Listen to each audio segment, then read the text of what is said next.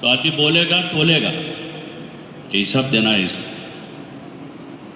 آدمی بولتے ہوئے بھی تولے گا۔ حدیث میں ہے کہ آدمی لوگوں کو ہنسانے کے خاطر ایک جملہ بولتا ہے، لیکن وہ جملہ اس کو جہنم کے سب سے نیچے درجے تک پہنچا دے گا۔ اس لیے بولا تھا کہ لوگ ہنسیں۔ کامیڈی کا دور ہے نہیں، ایک زمانہ تھا شعر شاعری کا دور تھا، تو جگہ جگہ شاعر ہوتے تھے، شاعری کرتے تھے، عورتوں کو بھی اشعار یاد ہوتے تھے، مردوں کو بھی ہوتے تھے، بچے بھی شاعر کا ذوق رکھتے تھے شاعری کا۔ یہ ہمارا جو زمانہ ہے بالکل ایسا دور ہے کہ اس زمانے کے جو ذوق ہیں بالکل بوگس ہے سب، ہنسنا ہنسانا اور گھومنا پھرنا اور کھانا پینا، بس اس سے عقلیں موٹی ہو جاتی ہیں، آدمی کی سمجھ چلی جاتی ہے ان چیزوں سے۔ کچھ پڑھنا پڑھانا ہو، کچھ سیکھنا سکھانا ہو تو اس میں کچھ عقل آدمی کی رہتی ہے۔ یہ مردہ ذوق ہے جو جسمانی اعتبار سے بھی مضر ہے، جسمانی اعتبار سے بھی مضر ہے، تو وہ ذوق بن جاتے ہیں عام لوگوں کے وہ ذوق بن جاتے ہیں عام طور سے۔ تو اس لیے یہ صفتیں اچھی چیزیں، خوبیاں۔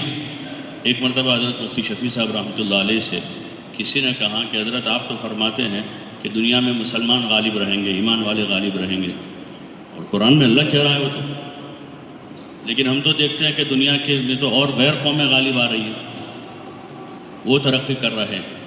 تو مفتی شفیع صاحب رحمۃ اللہ علیہ نے فرمایا کہ وہ اسلام کے اصولوں پر ترقی کر رہے ہیں، کہ اسلام کے اصول انہوں نے لے لیے، اسلام ان کے پاس نہیں، ایمان ان کے پاس نہیں، لیکن جو ایمانی اور اسلامی اصول ہیں وہ اصول انہوں نے لیے ہیں، تو ان اصولوں پر وہ ترقی کر رہے ہیں۔ تو یہ مقاصد زندگی میں سے کہ آدمی اپنے اندر خوبیاں لانے کی محنت کرے، اپنے اندر خوبی پیدا کرے اور اپنے آپ کو ان چیزوں سے بچاوے، لایانی سے۔ ہنسنا ہنسانا ابھی تو بہت اچھا لگتا ہے، ایسی مجلسیں لگتی ہیں جہاں ہنساتے ہیں، کسی کا ٹھٹھا ہو رہا ہے، کسی کا مذاق ہو رہا ہے، پھر اسی میں لوگوں کی غیبتیں ہو رہی ہے، تیری میری ہو رہی ہے، بڑا اچھا، بڑا مزہ آتا ہے۔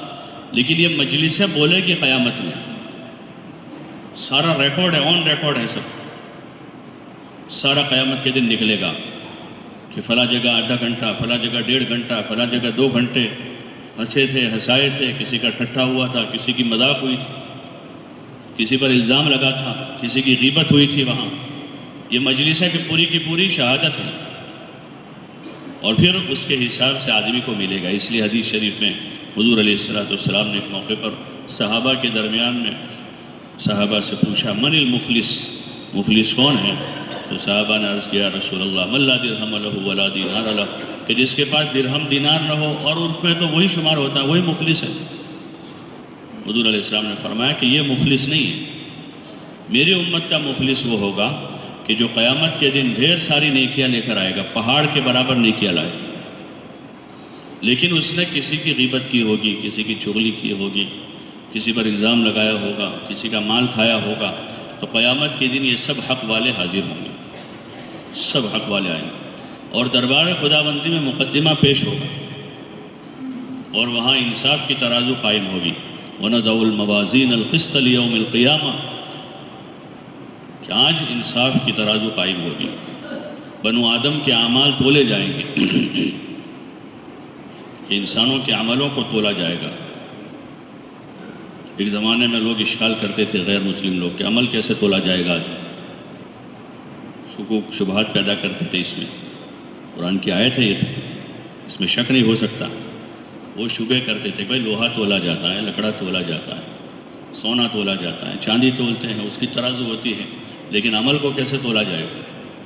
لیکن آج اس زمانے کے جو آلات ہیں جس سے چیزیں، بھائی شوگر بھی تولا جاتا ہے، شوگر ناپتے ہیں کتنا ہے اندر، پریشر ناپا جاتا ہے کتنا ہے، ہوا کو تولا جاتا ہے، بارش کا پانی کتنا ہوا ہے وہ ناپا جاتا ہے۔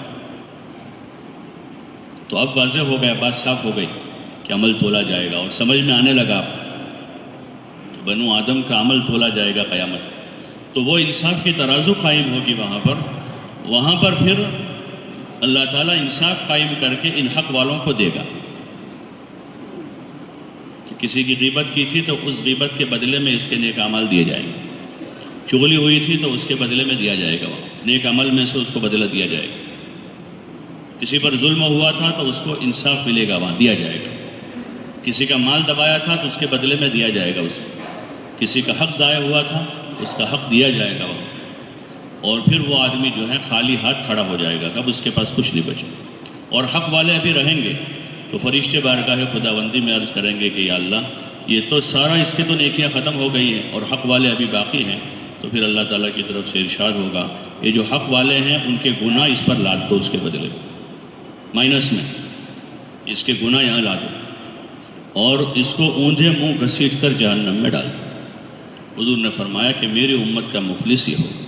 اللہ ہماری حفاظت فرمائے.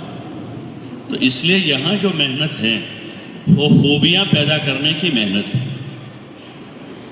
اور عمل میں حسن پیدا کرنے کی محنت ہے کہ آدمی عمل میں دن بدن حسن پیدا کرے، اپنی نماز میں، اپنی تلاوت میں، اپنے ذکر میں، دعا میں، اپنے اخلاق میں، اپنے صبر میں، شکر میں. ایسے اور جتنے بھی نیک عمل ہیں، جیسے چیزوں کو سنوارتے ہی جاتے ہیں روزانہ سنوارتے ہیں، ایسے نیک عمل بھی سنوارے جاتے ہیں اور اس میں حسن پیدا کیا جاتا ہے. لیکن اس کا پتہ چلے گا ان لوگوں سے جنہوں نے اپنے عمل میں حسن پیدا کیا ہے.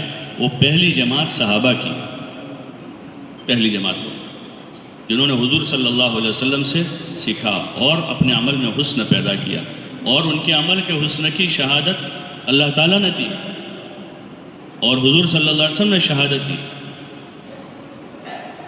یہ میرے امت کا سب سے بڑا قاری ہے. وہ ابن کعب کے بارے میں سب سے بڑے قاری ہے، سب سے اچھا قرآن پڑھنے والے. ایسے یہ معاذ بن جبل کے بارے میں کہا کہ حلال و حرام کا سب سے زیادہ علم جاننے والی ہے. حضرت عثمان کے بارے میں کہا گیا کہ سب سے زیادہ حیا والے ہیں. حضرت ابوبکر رضی اللہ عنہ کے بارے میں کہا گیا کہ سب سے بڑے تقوی والے ہیں. حضرت علی رضی اللہ عنہ کے بارے میں کہا گیا کہ سب سے اچھے فیصلے کرنے والے ہیں. وَأَقْضَاهُمْ عَلِي. یہ ان کے عمل کا حسن بتایا گیا کہ یہ ہے اس طرح سے. ایسے اور صحابہ کے بعد سب سے بڑے زاہد ابو ذر غفاری کو بتایا کہ سب سے بڑے زاہد ہیں جو دنیا سے بے رغبت ہے. اور یہ حسن ان کے عمل کا حسن بتایا گیا. تو جیسے دنیا میں لوگ جو ہیں بھئی یہ سب سے بڑا ماسٹر آف سائنس ہے تو اس سے سائنس سیکھتے ہیں، یہ ماسٹر آف میتھس ہیں تو ان سے میتھمیٹکس سیکھتے ہیں، یہ انجینئر ہیں، یہ سب سے بڑے ہارٹ اسپیشلسٹ ہیں، ڈاکٹر ہیں تو ان کے پاس جا کر اس لائن کا فن حاصل کرتے ہیں. ایسے ہی یہ سب سے بڑے ماہر ہیں ایمان کے، عمل کے، نماز کے، اخلاق کے، تعلق مع اللہ کے، تقوی کے، کہ ان سے وہ خوبیاں اور صفتیں لی جائیں.